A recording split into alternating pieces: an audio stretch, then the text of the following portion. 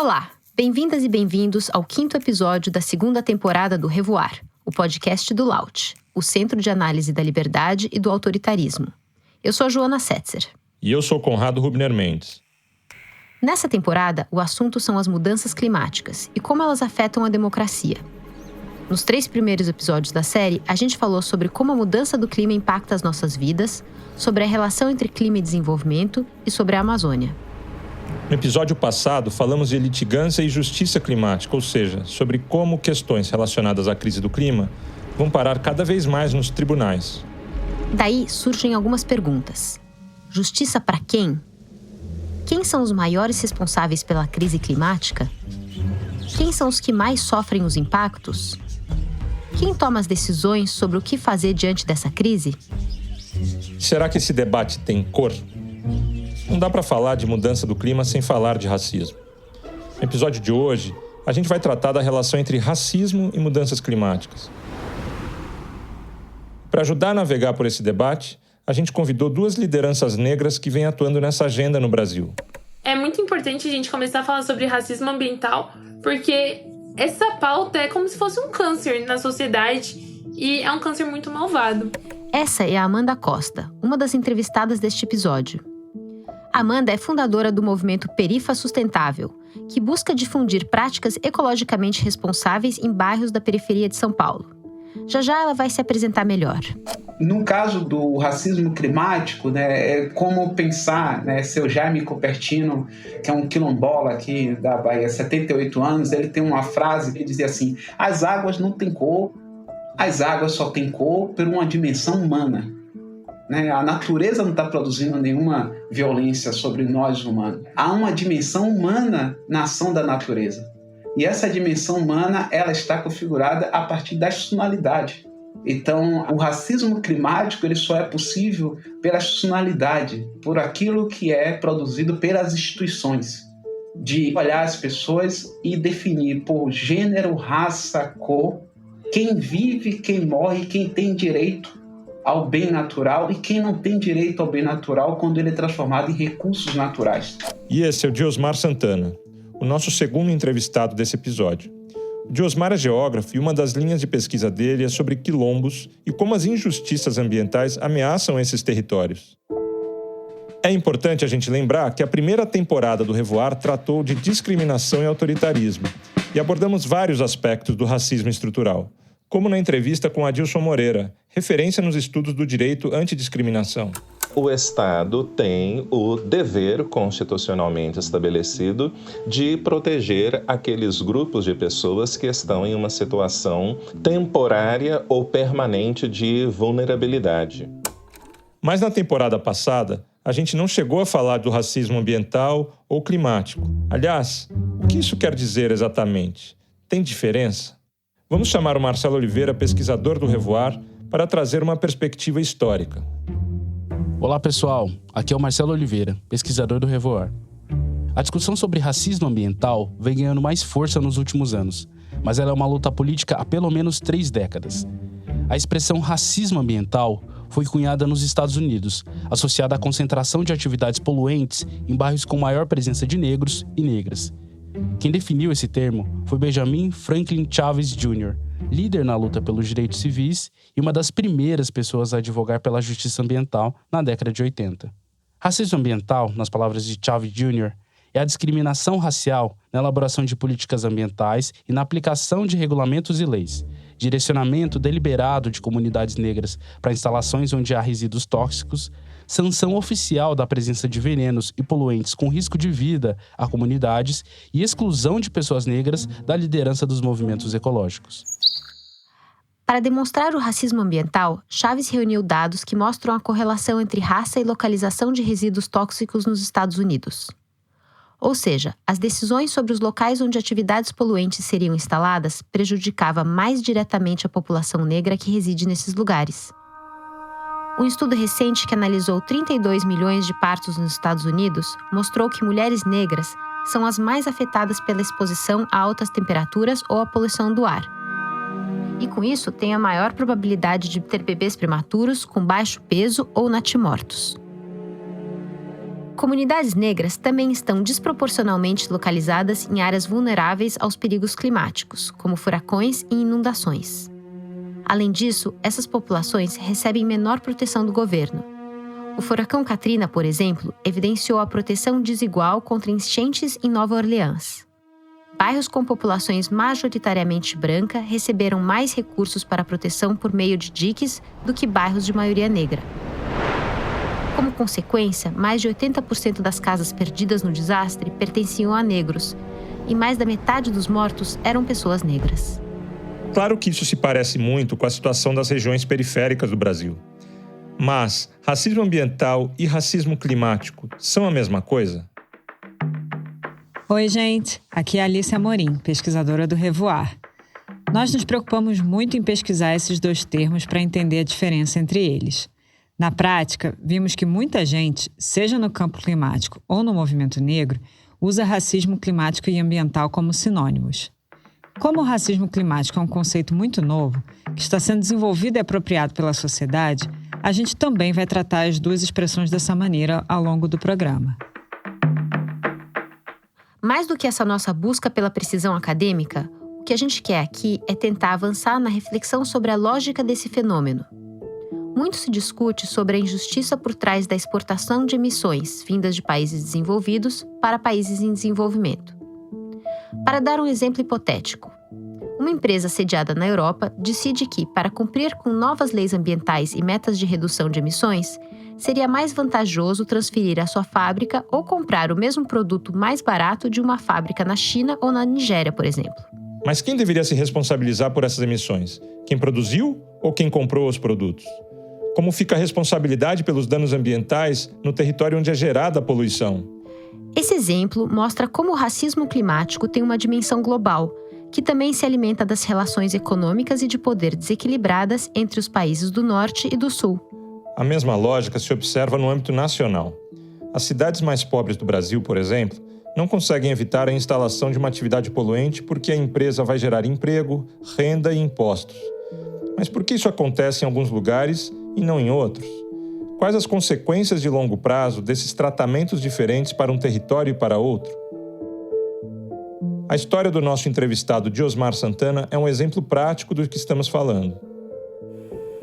Eu sou filho de Passagem dos Teixeiras, que fica na região metropolitana de Salvador, no município de Candeias, uma cidade criada a partir do descobrimento do primeiro poço de petróleo em Lobato, em Salvador, e na década de 50 foi criado um município para sediar a primeira unidade comercial da Petrobras na Bahia e no Brasil, que é no município de Candeias. Então, eu sou fruto de um município criado para fazer a Petrobras virar essa empresa. Mas a sua origem está em um poço de petróleo chamado Lobato, que fica em uma área contaminada por mercúrio e chumbo, fruto do processo de industrialização de tecido na Enseada dos Tanheiros, em Salvador. Esse passivo ambiental está lá, e todo o trabalho que foi feito, de exploração de petróleo dentro de Salvador está lá. E eu saí de Candeias em 1996 para vir para Salvador para estudar aos 16 anos e fui trabalhar no movimento social negro em Alagados, onde teve o primeiro poço de petróleo. Então, a Petrobras e minha vida, ela persegue nessa discussão, e é onde eu me envolvo, na minha formação como ativista, e daí começa o meu movimento geográfico corporal e territorial. Então, me coloco como um geógrafo, pesquisador negro que tem como sua base de pensamento uma epistemologia do Sul, a partir do que os negros já produziram de conhecimento, que não estão nesse debate, inclusive, sobre a epistemologia do Sul. Aproveitando que o Diosmar trouxe um pouco de história, vamos voltar para entender como a história da crise climática está profundamente associada ao racismo.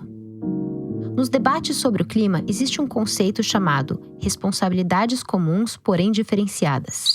A premissa é que, ao longo dos séculos, alguns países poluíram mais do que outros, cresceram e se desenvolveram, e por isso são mais responsáveis pelas emissões de carbono acumuladas até agora. O recorte temporal mais comum para definir essa responsabilidade histórica é o ano de 1750, o chamado período pré-industrial, e também o auge da escravidão no mundo. Por isso que, quando se fala em injustiça climática, é importante ter claro que não é uma questão apenas de um ou outro governo, das ações de um país mais rico ou outro mais pobre. Estamos falando das injustiças provocadas por um sistema que é estruturalmente racista, causador de desigualdades e da crise climática. Políticas e práticas racistas de longa data, como segregação residencial, oportunidades desiguais de educação e perspectivas limitadas de avanço econômico, levaram a maior vulnerabilidade dos negros aos impactos das mudanças climáticas e outras crises globais. O Diosmar explica melhor. E quando eu estou falando de Estado aqui, eu estou falando toda a composição de Estado, que vai desde o governante, do chefe que está naquelas divisões nos bairros, ao presidente da República, o primeiro-ministro de qualquer país. Então, o racismo ambiental ele vai se fundamentar basicamente naquilo que já está estabelecido de desigualdades e relações racializadas no espaço. Então, ele não se recria, ele só se soma às realidades. Até pouco tempo atrás, racismo e mudança do clima até eram tratados como problemas independentes, mas hoje já está bem claro como eles caminham juntos. Esse racismo climático, o seu grande alicerce está em um reconhecimento, primeiro, que existe racismo, e ele vai determinar relações de racismo institucional, que é aquele que as instituições que são responsáveis em pensar a vida nos espaços, no território, nas regiões, nas cidades, vai definir quem tem direito ou não de viver. E o racismo ele é uma prática que tem a ver com o genocídio. Ele elimina pessoas. Ele é uma política instituída no Estado para eliminar grupos. E quando o Estado absorve isso, ele pratica isso.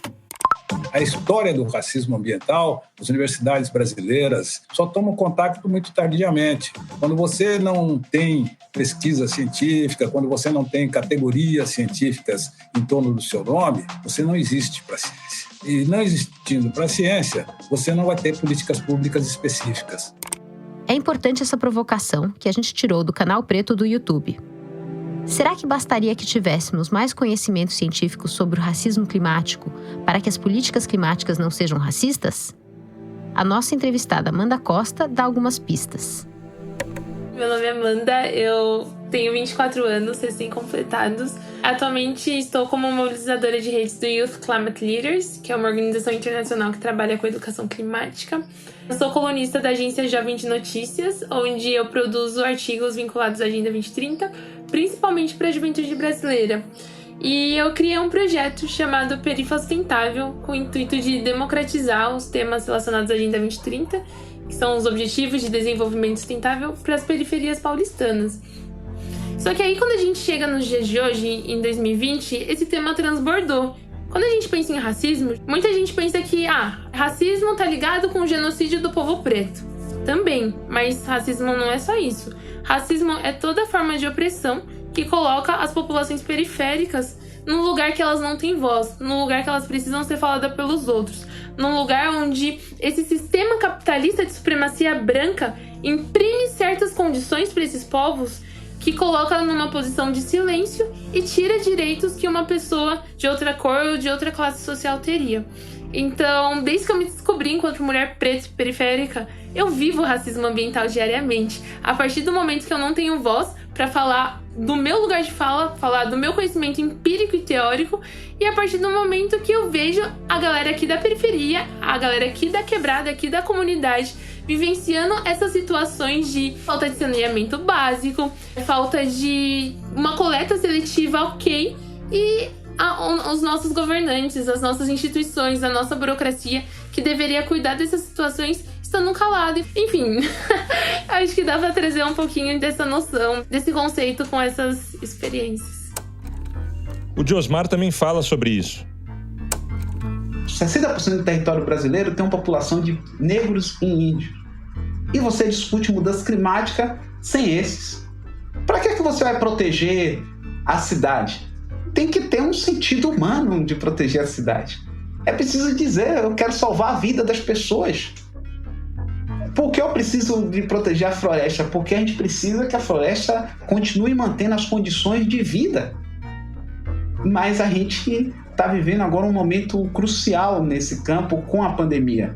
E eu considero que reconhecer o conhecimento científico quando eu falo, é o acadêmico e aquele que é produzido pelas pessoas, na realidade, é o nosso caminho. E a gente, enquanto população negra, tem muito a colocar nessa roda. Por diversas dimensões, urbana, com a religião de culto aos orixás, inquis, vudus, nós temos relações com a natureza que pode trazer vários outros elementos para organizar a cidade de forma mais de uso da natureza. Essa questão do meio ambiente, do clima, é um pertence nosso, como é um pertence nós amarmos aos nossos filhos, a nossa fé. Brigar, criar ferramentas para em defesa desta questão que não é só minha, é de todos os brasileiros. Aliás, é do mundo. Essa é a mãe Beata de Iemanjá, uma mãe de santo brasileira muito respeitada e reconhecida pelo seu ativismo ambiental e o combate ao racismo. Agora que a gente já tratou do conceito de racismo ambiental e climático, precisamos falar sobre como esses fenômenos se manifestam na nossa sociedade. A Amanda e o Diosmar falaram de um aspecto importante da democracia representativa, que é a qualidade da participação social nos processos de tomada de decisão.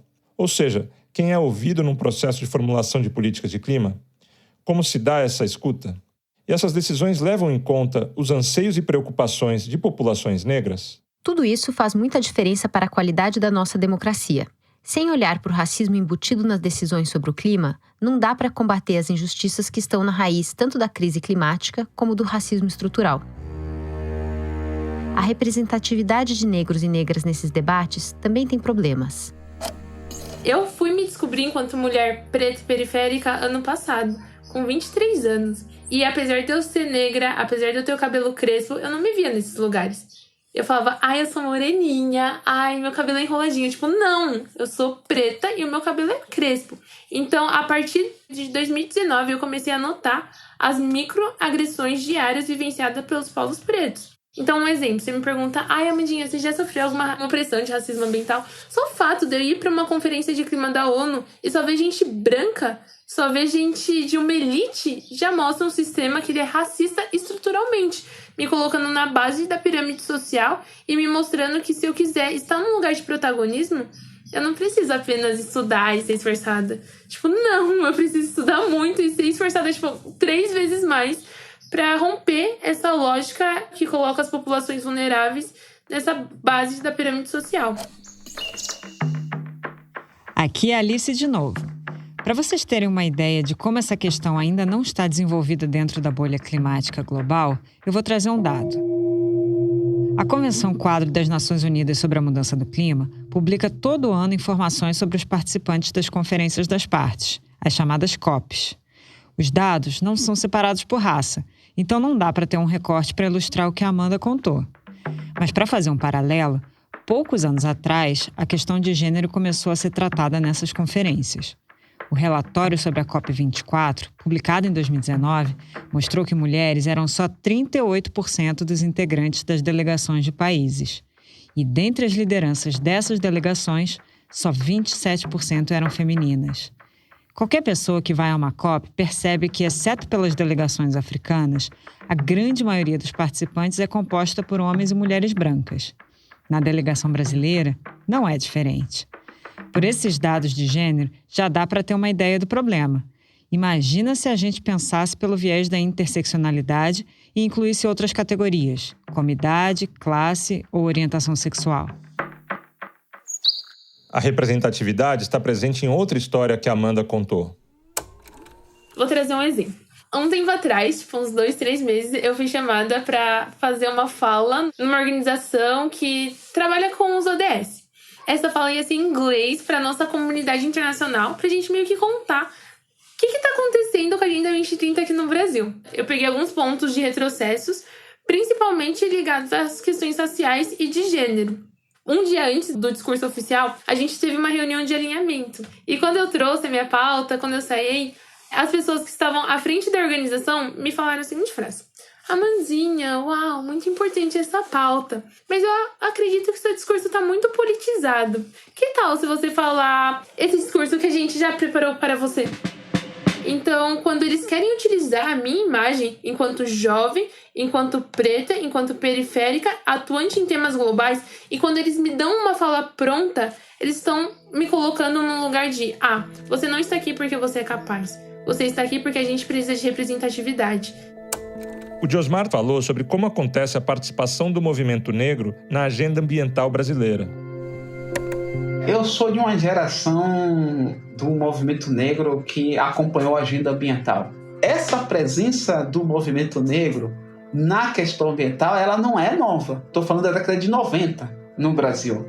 A grande questão é como o movimento ambiental brasileiro trabalha para anular essa presença corporal negra dentro dessa agenda, porque ninguém está procurando pegada ecológica. Um ativista negro da área ambiental não está procurando pegada ecológica. Mas quando você vai para os grandes centros discutir a política ambiental, as questões climáticas, todas elas, a gente desaparece. É como se fosse uma agenda que a gente não está autorizado a falar. Esse é meu debate com a Associação de Pesquisadores e Pesquisadoras Negros. É preciso que os estudos que são produzidos por doutores, mestres, todos venham para a roda. Bom, está ficando claro que não tem progresso efetivo na luta contra a crise climática sem combater também o racismo, e que não existe uma democracia climática verdadeira sem ter uma maior participação de negros e negras nas discussões e decisões. Também já ficou bem claro que as comunidades que menos contribuíram para a crise climática são as que mais vão ser atingidas, e ficaram vulneráveis precisamente por causa do racismo e da exclusão social. Aqui a gente chega em um ponto-chave para entender um dos elos entre justiça climática e racismo: o entendimento sobre impactos e vulnerabilidade. O Diosmar trouxe uma reflexão sobre isso. Eu ouvi a primeira vez o painel climático, os especialistas no Brasil, em 2009, 2008, e estava lá dizendo assim, grupos vulneráveis. Eu falei, quem mora no planeta Terra e não é vulnerável às mudanças do clima? Todo mundo é vulnerável.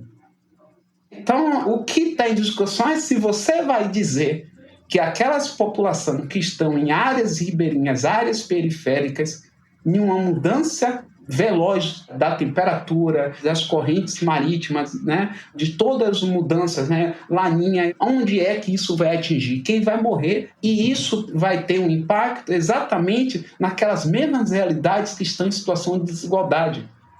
Porque ele não vai ter casa com seguro bancário para quando acontecer uma tragédia, o seguro ir lá e cobrir essa tragédia. Essas casas vão sumir do mapa e vão cair naquela assistência do mesmo Estado que te negou. Nessas mudanças, os manguezais que vão sumir, os rios que eram intermitentes na Caatinga, que vão virar temporários. Eles que estão sumindo pessoas. E aí há um determinante de raça, cor e etnia nessas decisões. Do ponto de vista climático, pensando no planeta Terra, toda a humanidade está vulnerável às mudanças climáticas. Nas relações humanas, há um determinante racial e de gênero que vai dizer quem vive e quem morre a partir da nacionalidade, nas instituições do Estado. E Amanda contou uma história real sobre impacto climático. Uma das coisas que a gente fez na COP foi entrevistar a delegação de jovens da Ilha Fiji. E no final, quando a gente estava quase acabando, uma companheira de equipe minha, ela fez a seguinte pergunta. Galera, vocês falaram bastante sobre a crise climática, sobre como que tá afetando a ilha, mas a gente quer ouvir uma experiência individual de vocês. Como que a crise climática afeta vocês? Naquele momento, ficou um silêncio assim no grupo, um olhou pro outro e os olhos da galera começaram a ficar cheios de água, assim. E aí um cara pegou o microfone e falou algo mais ou menos parecido com isso. Olha, é muito difícil pra gente falar disso, dessas experiências individuais, porque a ilha, ela acabou de sofrer um evento climático extremo e foi devastada. E eu vi uma criança de 5 anos de idade voando e eu não pude fazer nada porque eu tava tentando salvar minha própria vida. E isso não é o pior. O pior foi quando que passou tudo, o pai da criança tava desesperado e procurava, falava, você viu meu filho? Você viu meu filho? Você viu meu filho? E o pai da criança chegou até mim e perguntou, você viu meu filho? E eu falei, não, eu menti. Porque eu não queria falar pra ele que eu vi o filho dele, mas eu não salvei porque eu tava tentando salvar a minha vida. Que eu fui egoísta pra deixar que uma criança morresse porque eu tava querendo me salvar. E o pior de tudo é a gente vir aqui pra conferência achando que os países vão ouvir a gente, achando que a gente vai conseguir mudar alguma coisa, mas na verdade os países só estão interessados em maximizar os seus lucros, de fazer mais dinheiro, de continuar esse padrão que acaba com algumas partes do mundo.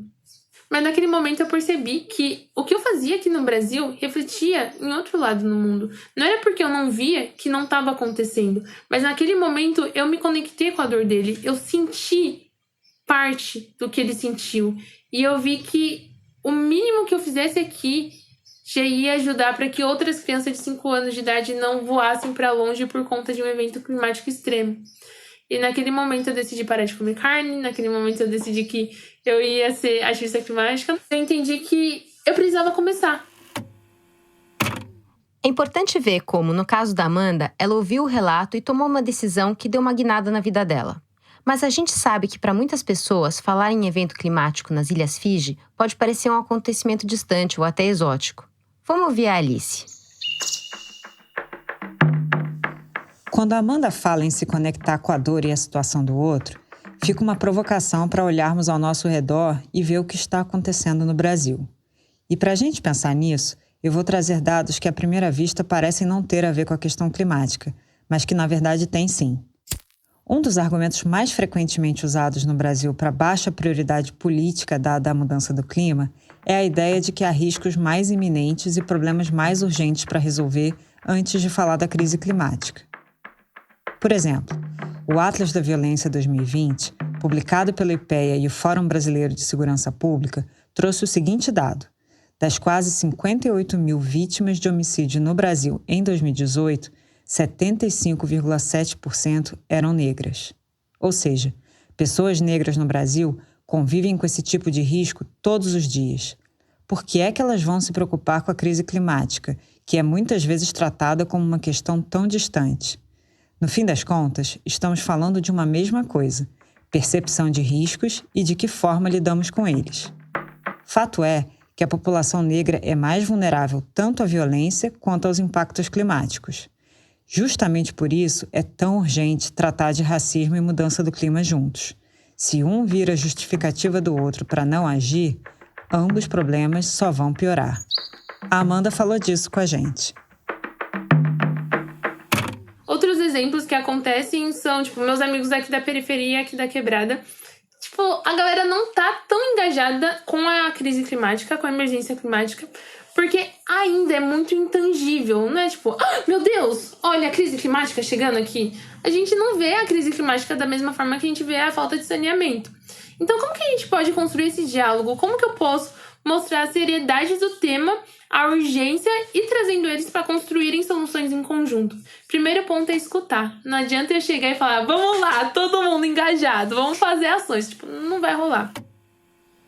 A palavra-chave para deixar ainda mais evidente essa conexão é a ideia de vulnerabilidade. O Carlos Nobre, um dos mais respeitados climatologistas brasileiros, definiu o conceito de vulnerabilidade climática como o nível de propensão de um indivíduo, comunidade ou um sistema a ser afetado pela mudança do clima. A Amanda comentou: quando a gente fala da crise climática, não são todos os povos que vão ser impactados da mesma maneira.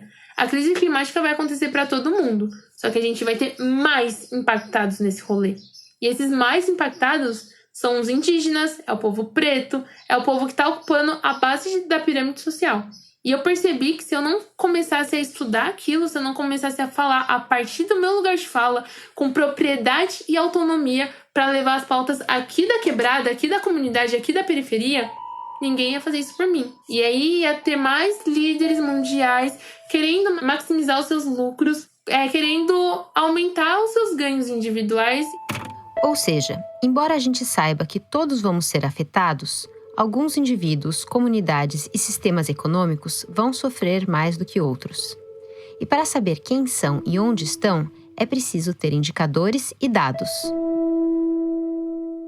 A Fiocruz tem desde 2018 o SISVO-Clima, Sistema de Vulnerabilidade Climática, que mapeia o território brasileiro a partir de indicadores como preservação ambiental, ocorrência de eventos extremos e doenças relacionadas ao clima. Esses dados apontam quais lugares em que as pessoas têm mais risco de sofrer impactos relacionados ao clima. A gente está vendo que existe um sistema.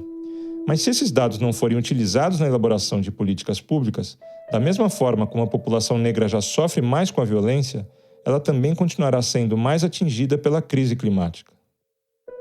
Até agora, a gente estava tentando entender os problemas.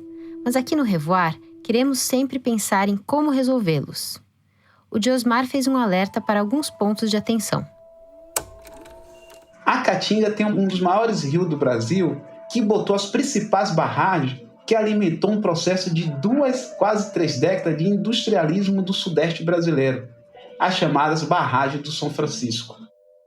As barragens do São Francisco alagou os territórios dos Trucá, dos Tumbalalá, terras quilombola, os Quiriri, e o Brasil ficou muito bem na esfera mundo de fazer um país onde a sua energia de produção nele. A barragem, o barramento, produziu uma legião de pessoas miseráveis dentro do Nordeste brasileiro. O barramento criou um movimento chamado Atingidos por Barragem. Como é possível resolver o problema das mudanças climáticas e você ter um movimento dos atingidos por barragem? O IDH dos municípios onde foram instaladas essas barragens são um dos piores do Brasil. A densidade populacional onde estão essas barragens é população negra e indígena, empobrecimento. Então, como é que esse modelo é possível? Pensando aqui no Nordeste brasileiro, são 500 parques eólicos, leiloados aí, para produção de energia limpa. Esse projeto está sendo instalado em toda a região do semiárido brasileiro, principalmente estados como o Ceará. No Rio Grande do Norte, está atingindo várias comunidades quilombolas com esse processo, e a gente tem na Bahia uma realidade um pouco mais perversa. Nessa região na Bahia hoje, onde tem 113 municípios que estão se instalando no parque eólico, tem 330 comunidades quilombolas certificadas pela Palmares. 330. Metade das comunidades quilombolas que está certificada no estado da Bahia estão nessa região, onde está instalando, não é onde vai ter, não. Já foi leiloado, a ANEEL já citou, tem obras, tem já licença prévia dos órgãos ambientais, tudo isso. Quando eu fui estudar, olhar os dados direitinho, tá lá. Você sabe quantos territórios quilombolas dentro desses 330 tem o título da terra? De 330 não passa de 15 territórios. O racismo climático, ele precisa de uma institucionalidade. Por que não tem o título, mas tem a certidão? Os órgãos ambientais, a ANEEL, os órgãos que estão licenciando todo o processo, os investidores europeus, americanos, todos que são donos. Ninguém está preocupado se ali tem quilombola dentro daquela região. Essas populações estão sendo todas violadas de direito territorial e identitário. O que eu falava, inclusive eu falei para a Alice um tempo que a gente se conheceu, eu falei assim, vamos ter o movimento dos atingidos das eólicas daqui a pouco.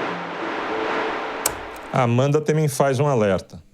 Eu posso falar enquanto jovem, mulher, preta e periférica da classe média baixa, porque é esse lugar social que eu ocupo. Eu não tenho propriedade para falar sobre os jovens pretos e periféricos da classe baixa. Então é muito importante a gente tomar bastante cuidado quando a gente for fazer essas reflexões. E eu falo isso para me lembrar do lugar social que eu ocupo, para não me apropriar de outra narrativa, de falar de um lugar de fala que não é meu, que não me pertence.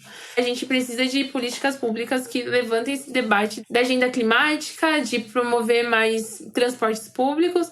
Mas se eu olhar, fazer um recorte para quando ano passado, eu tava no último ano da faculdade, era estagiária de uma multinacional japonesa e era ativista, gente. Eu atravessava a cidade, gastava 4 horas e 40 no transporte público todos os dias, 2 horas e 20 para ir, 2 horas e 20 para voltar. Se eu fosse de carro, eu ia cortar esse tempo na metade, sabe? Então, entra outro debate. Até quando os meus ganhos individuais precisam ser menores para fomentar um planeta mais sustentável que não está olhando para as minorias? Eu ainda não tenho a resposta e é uma questão muito complicada da gente entender, tipo, você não pode ir de carro por conta da crise climática. Querido, poderia estar usando, sei lá, essas 2h20 para estudar, para pensar em soluções para potencializar essa transição energética. Será que é justo me comparar com uma pessoa, sei lá, rica da classe média alta, que mora do lado da faculdade e pode ir com o patinete da Yellow, com o patinete da Green? Quer dizer, não dá para simplesmente importar soluções sem olhar para as particularidades dos territórios, ou deixar de pensar como elas podem perpetuar ou mesmo aprofundar o racismo climático. A gente perguntou para o Diosmar o que ele diria a homens e mulheres que queiram combater o racismo climático. Reconhecer que a branquitude existe. Como você pode fazer uma trajetória de vida tão fácil e você falar com tanta tranquilidade que só teve como colegas pesquisadores por perto 1 ou 2 pessoas negras em um país de negros? Não estou pedindo para você subir no morro ou ir para a rua se tornar um flagelo. Estou dizendo que você vai ter que abrir mão do seu privilégio. Ao reconhecer a branquitude, você vai ter que saber que o seu privilégio mata as pessoas. Só é possível você se movimentar desse jeito porque alguém ou milhões de pessoas estão fora do sistema. A sua condição só é possível com as outras pessoas fora. Então, a única coisa que eu posso dizer para a branquitude é: assuma que a branquitude lhe deu a condição de você chegar aí. A partir do momento que você reconhece, você vai saber, inclusive, educar seus filhos, ou seu sobrinho, ou qualquer pessoa, sobre dizer assim, eu estudei a vida inteira e só tive um amiguinho, ou uma amiguinha, ou uma coleguinha negra. E eu nunca me questionei. Está claro que as soluções passam por reconhecer que a crise climática pode sim contribuir para aprofundar o racismo estrutural. O movimento ambientalista brasileiro, eu sempre digo, não conseguiu ir para as mudanças do clima.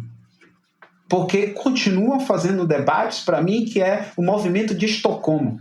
É preciso sair de Estocolmo. É preciso contemporaneizar o debate. Não vai ter o grande líder das mudanças climáticas. Vai ter um movimento humanitário em proteção do planeta e a gente se colocar dentro de um movimento maior, que é pensar a nossa diversidade humana, as nossas diferenças humanas. A gente não está buscando controlar, e os impactos que vêm com isso não caem sobre grupos hegemônicos, cai sobre aqueles que mais precisam, sobre aqueles que estão negados do direito. Então, nós temos de sobra conhecimento. Agora, há uma hegemonia, a branquitude precisa abrir mão da branquitude. A Amanda trouxe um relato pessoal sobre como lidar com a dificuldade em se priorizar a agenda climática. E aí a primeira coisa que eu ouvi da minha mãe foi: querida, se toca. Bom, mãe, como assim? Ela falou: Amanda, quando você tá aí no seu ativismo climático, porque você viajou para a Alemanha e você entendeu que comer carne faz mal pro planeta, quando eu tinha a sua idade, quando eu era mais jovem, eu não podia comer carne porque a gente não tinha dinheiro para isso. E aí eu comecei a falar: caraca, mano, o rolê é muito complexo, é muito mais embaixo. Então todo esse debate está vinculado com uma ascensão social, com poder, com grana, com investimento. Não é apenas mudem os seus hábitos individuais, mas é um hábito de cultura. É a gente questionar esse padrão social que fala que comer carne é chique, que comer carne está vinculado com essa ascensão social. E aí a gente vai entendendo que é necessário muita empatia, que é necessário muita escuta e é necessário uma posição de muita humildade para entender o universo do outro antes de pregar a minha verdade. Mas o nosso país tem grandes problemas e grandes desafios para olhar para esse recorte. E a gente não tem nem educação direito. Imagina a educação ambiental. Então, como que todo esse debate, todos esses pontos de reflexão que eu tô trazendo para vocês, esse jovem periférico vai ter? Se muitas vezes o que ele escuta é uma música que fala que é legal ter a moto, que é legal ter a casa, que é legal viajar, ou se outras vezes o que ele tá consumindo é um conteúdo da televisão que mostra esses grandes jogadores de futebol que, eu tô fazendo aspas para as pessoas que estão me escutando, que conquistaram a vida dos sonhos, tem uma mulher maravilhosa ao lado, enfim, que vão perpetuando esses estereótipos e fazendo com que essa distância social fique ampliada e que a gente sempre... E quando eu falo a gente, eu me coloco nesse lugar. Que a gente sempre coloque no indivíduo o centro da solução. Gente, não é o indivíduo que vai trazer a solução. mas é uma mudança nesse sistema tóxico, exploratório, consumista que a gente vive. A gente precisa entender que é muito complicado e que o primeiro passo é ter consciência e acesso a esse conteúdo. A partir do momento que eu tenho acesso a esse conteúdo, eu me vejo como parte do problema. Então eu também me vejo tipo, gente, quero ter um carro, uma casa, viajar, conhecer o mundo todo. A partir do momento que eu me vejo como parte do problema, que eu entendo que eu estou dentro dessa lógica tóxica que me puxa para um abismo social, eu posso falar, calma, pera, respirar.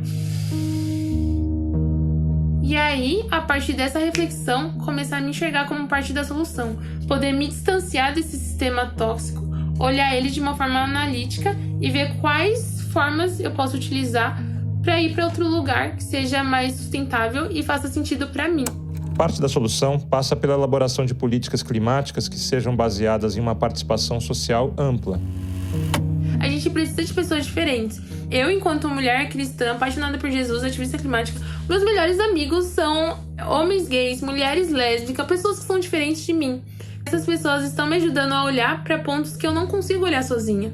Então, se a gente sempre tiver o mesmo grupo sendo representado nos espaços, a gente só vai ter uma visão. Mas a partir do momento que a gente tem pessoas diversas ao nosso redor, a gente aumenta a nossa mente, a gente aumenta a nossa visão e a gente pode ter um olhar mais sistêmico sobre as coisas. Então, um dos exercícios que eu gostaria de propor para todos os ouvintes desse podcast, se achegue, se aproxime de pessoas que pensam diferente de você. Tem amigos que você fala, ai, credo, eu sou amigo dele. Sim, porque essa pessoa vai te ajudar a pensar diferente. Essa pessoa vai te mostrar pontos que você não consegue olhar dentro da sua bolha. E essa pessoa vai te dar mais empatia para que você possa tirar o seu ego desse lugar de superioridade e vai te ajudar a se conectar com o outro. Então é muito importante que a gente coloque grupos diferentes nos poderes e que a gente coloque pessoas que são diferentes de nós perto de nós, porque essas pessoas, mesmo que nos incomode, que dê aquele ranço, sabe? Vai nos ajudar a olhar para pontos que a gente não consegue olhar sozinho. Talvez, em um primeiro momento, a relação entre racismo, meio ambiente e clima não seja óbvia. Mas a gente espera ter conseguido, neste episódio, esclarecer um pouco o assunto. Precisamos sempre pensar em pelo menos 2 aspectos. Como as políticas públicas climáticas contribuem para combater ou reforçar o racismo e como se dá a representatividade de negras e negros nos debates e processos de tomadas de decisão sobre mudanças do clima. Em qualquer crise, são os mais pobres e vulneráveis que sofrem os maiores impactos.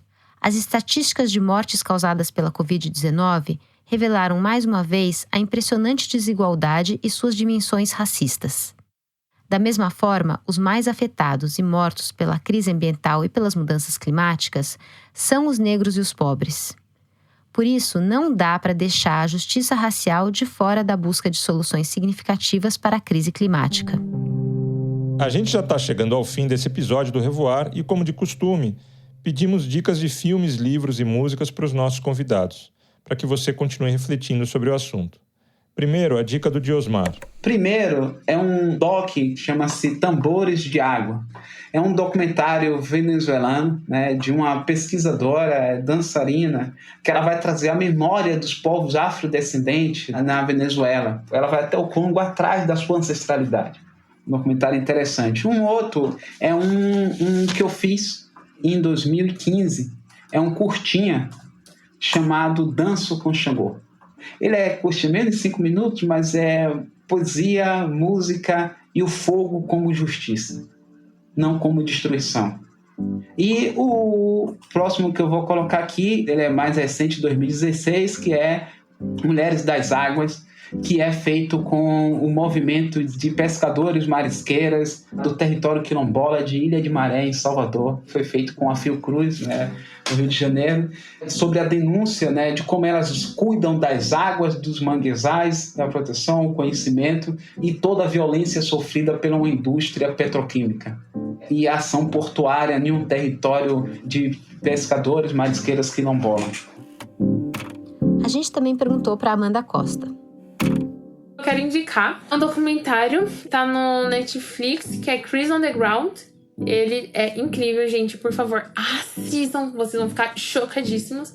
Quero indicar o livro O que é Racismo Estrutural, do Silvio Almeida. Vocês vão ter tapas na cara e vão falar: meu Deus, caraca, estou reproduzindo e nem sabia. E a última coisa que eu quero indicar é um exercício propositivo para todos que estão escutando a gente, que vocês encontrem uma pessoa preta e conversem com ela. E se você é uma pessoa branca, eu quero que você pergunte como que você pode ser antirracista de uma forma prática.